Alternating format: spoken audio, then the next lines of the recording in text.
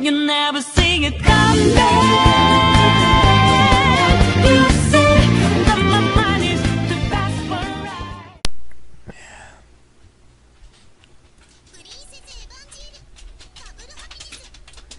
Before I redo this Let's Play, I need to point something out that's very important.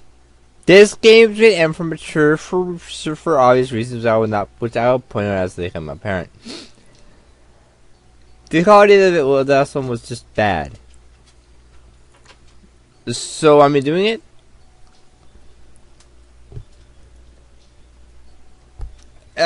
Extras unlocked as they are obtained, and you hear track in the game. Doesn't really matter. You get all the music tracks for the start of the game, the very start of the game, and that are found in the extras menu. I think I have some saves. I'll be pretending I don't have those. I'll be doing each route followed by the epilogue exactly after. But any differences with the original game that I remember.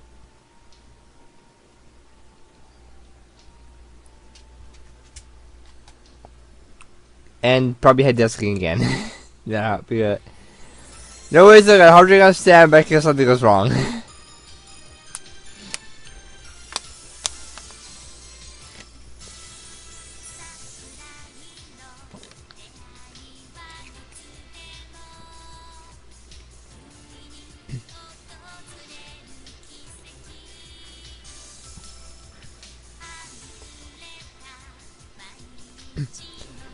Yep, come on, copyright, I'll take it.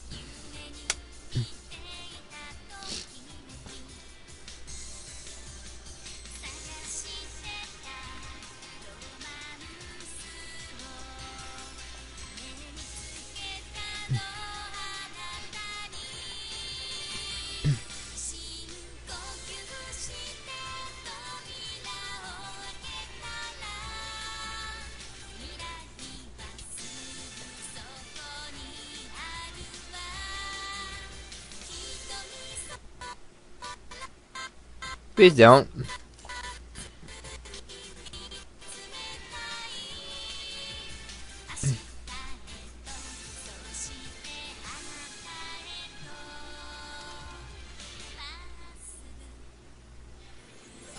Nine love stories?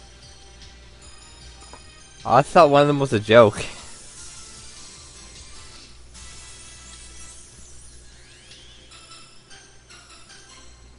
I just thought one of the rest was actually a joke. It wasn't. Yes. So, time to start the game, but I'm going to take a short break. Great, subjects. Short break, I need to double check. I need to get my notes ready. Okay. Let's start this up. Now, with Happiest, you start with access to the epilogue of the main four and 5 other stories. Keep in mind, these are the epilogues, and these take place after. This one starts at the Scar's meaning.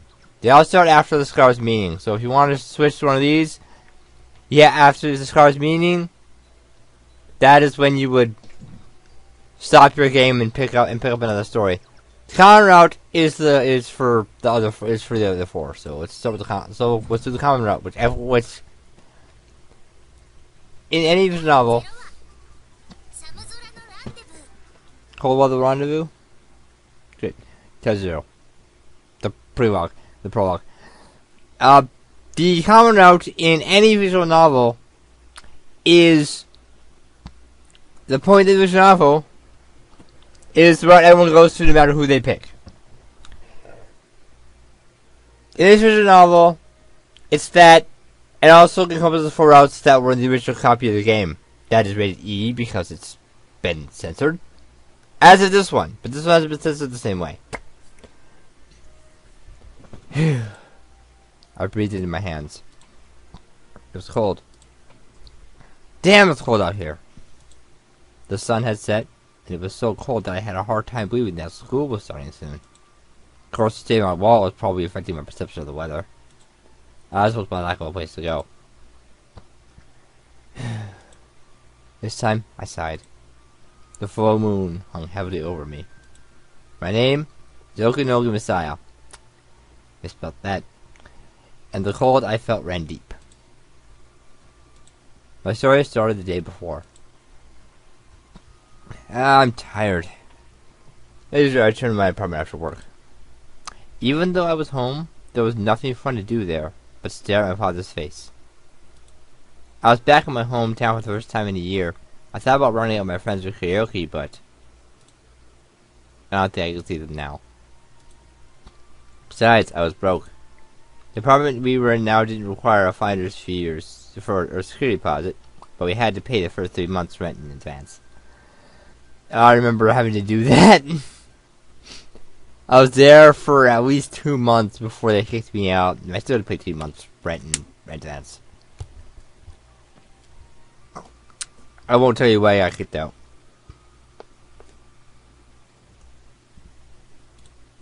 I wiped out little things I had. But running away with nothing but the clothes on our backs definitely saved a lot on moving expenses. However, no matter how much you save, it costs money to start a new life. I was been poor, but now I was on the verge of being penniless.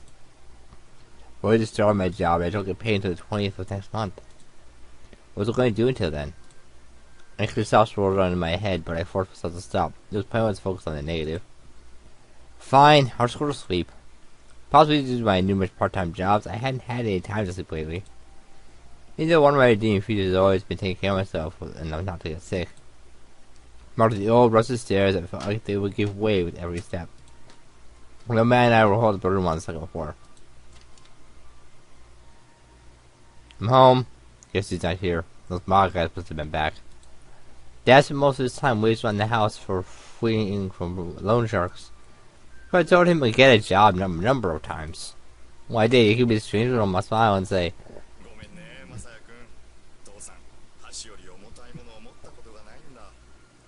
"Sorry, Masaya-kun. I never cut anything heavier than chopsticks before." He was really hopeless. I turned on the light and there was scrap paper and an envelope on the table. I checked the paper first.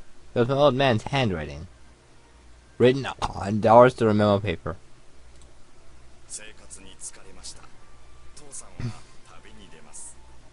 I'm tired of lifestyle. I'm going on a trip. Yeah, of course. I let out a sigh and threw the note in the trash can. Put my hand in my chest. Compared to the sadness I experienced when my mother left, all I could feel now was relief. Glanced around the room and noticed what few belongings my dad had were now gone. My old man really had left me. In any case, he had never contributed to our living expenses. Him being gone wasn't an issue. In fact, it might make things easier. What's this envelope? Farewell gift, huh? I don't think he's got any money. And if he did, he wouldn't give it to me. There were 2 sheets of paper inside the envelope. As I expected, it wasn't a farewell gift at all. There was something written on them. Wonder why I kept them separate from the memo, though. By the way, regarding the money we owe. We owe? I'm pretty sure those debts are all yours.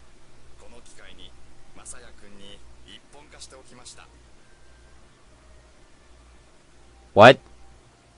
I'm taking this up to have them transferred to your name. Huh?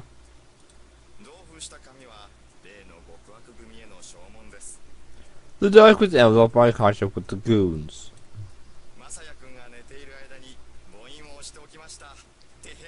Do that what you're doing.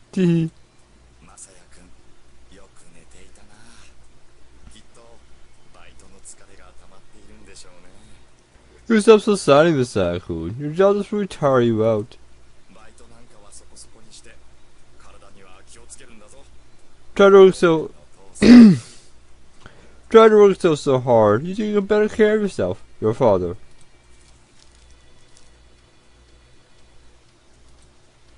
Next thing I knew, I crumpled up the paper in my hand. Put down my thumb, so that's where the saying come from. That old bastard! 1 year ago, we left the town I lived in all my life. Surukigaoka. Correct me if I mispronounced that. I found my life had fallen apart for as long as I could remember. All because my father was a deadbeat. My mother had given up on him long ago, but didn't want to leave him until I reached a certain point in my life. That 10th birthday, she brought me to a park and said,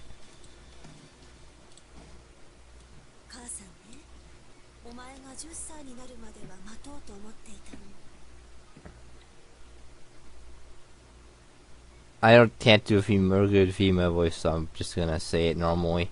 I wanted to wait until you were 10 years old. For what? 離婚を離婚の意味はわかるわね。 My divorce. Do you know what divorce means? Yes. 10歳になればある程度の分別も身につくわ。母さん、マサヤには父さんと別れることも仕方のないことだと分かってほしかったの。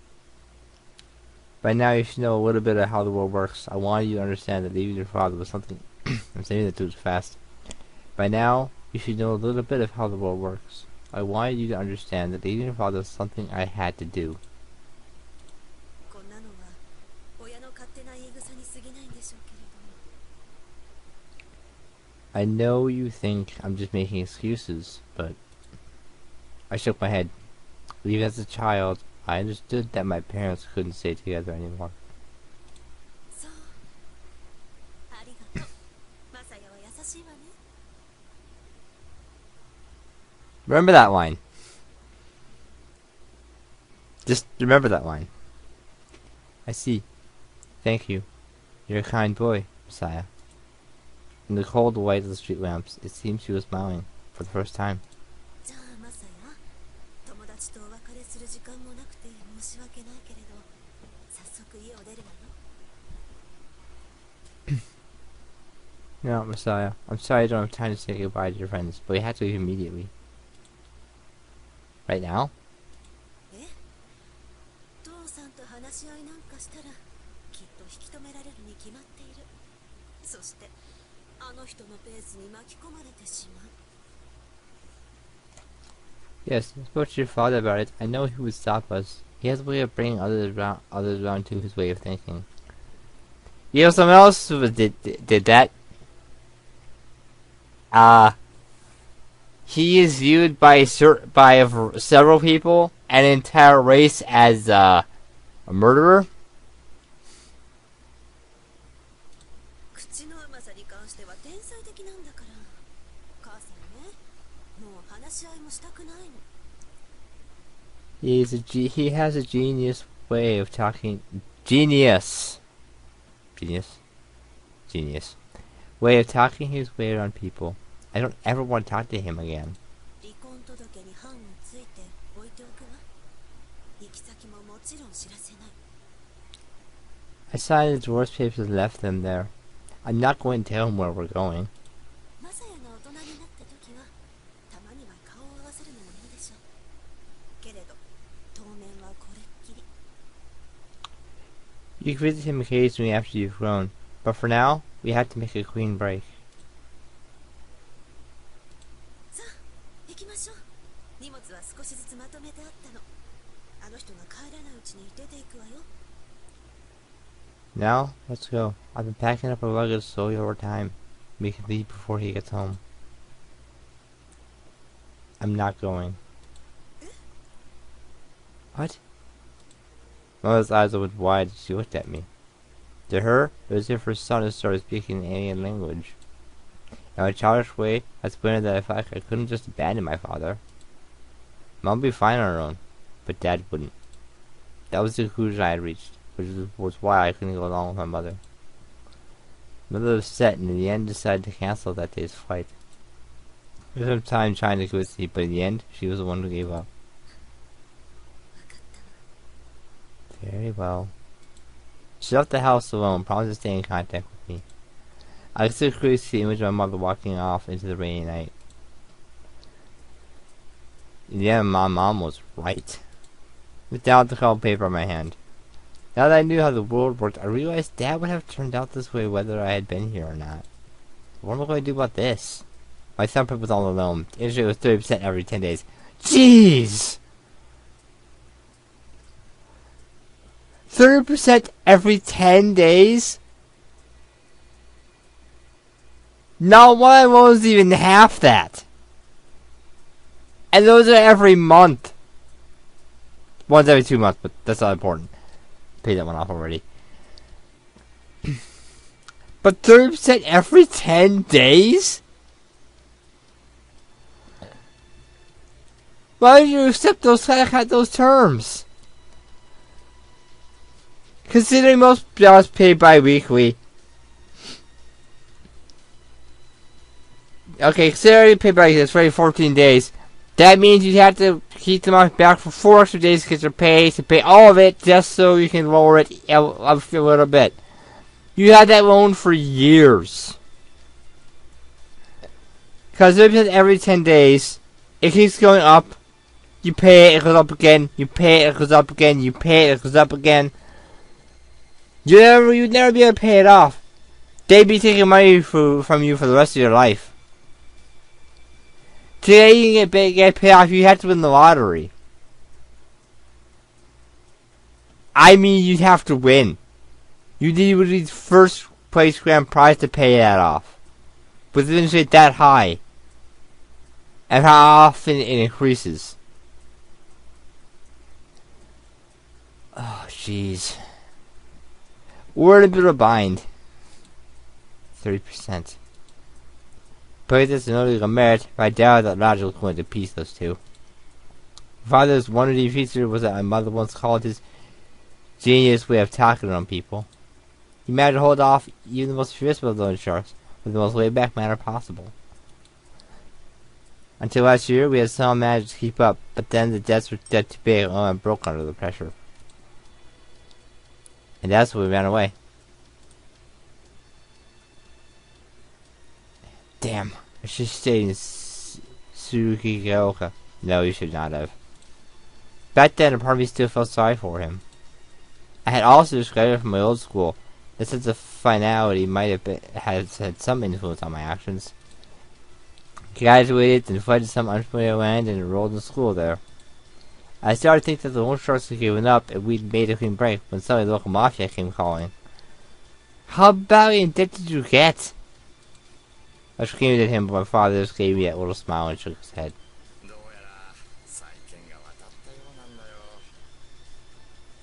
The creditors was a chance to the loan to them. My father's skill as a hostler had just made the situation even worse. Underground his skilled way with words, the creditors had sold his loan to the mafia. Can you do that? As the first season correct, our debt was on a completely different scale. My dad wheeled and dealed, but in the end, he only bought us a year. And now, we once again returned to Sukigaoka. It really is good to be home.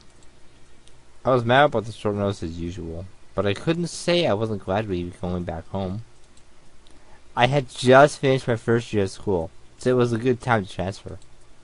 The problem was that, since I never earned any money, the loan wasn't going to just disappear.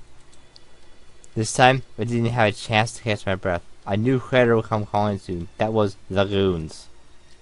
The effort to collect were much more violent. I had known we couldn't keep up this life much longer, but still. I never thought it would end like this. I was finally ready to abandon my old man. In my heart, he was no longer my father. From now on, I always call him the bastard. Yeah, me too. But even so, what was I going to do? In the past, if a loan shark or a mob guy approached me, I would point them at the bastard and that would be that. On a few occasions they got onto me, I could admit that the bastard had still helped me out. But now that he was gone, I had to deal with it on my own this time. Me, an average student, unlike him, I knew I couldn't talk a way out of it like he could. What do I do? I sat down on the one time I'm at. I had to run away. But to where? I had already spent all my money on rent. I felt like all my strength was leaving my body. Just then, there's a knocking on the door. I felt my limp body tense up instantly.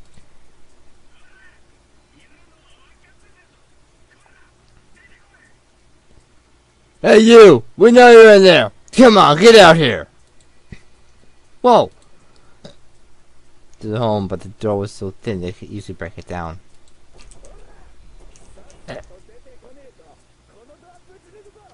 Hey! You better get out here quick! I'll break this door down! Each kick caused the door to rattle. It did look like it was about to break inward.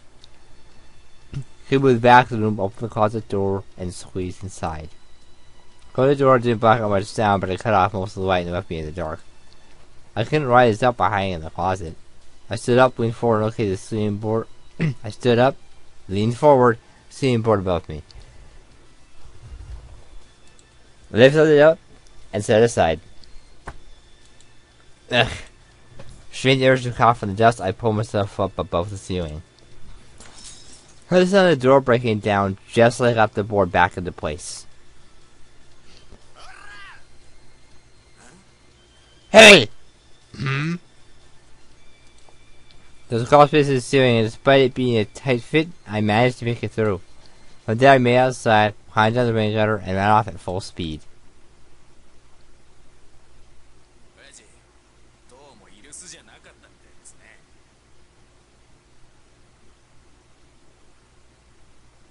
I'm gonna stop the video here. It's been over 20 minutes.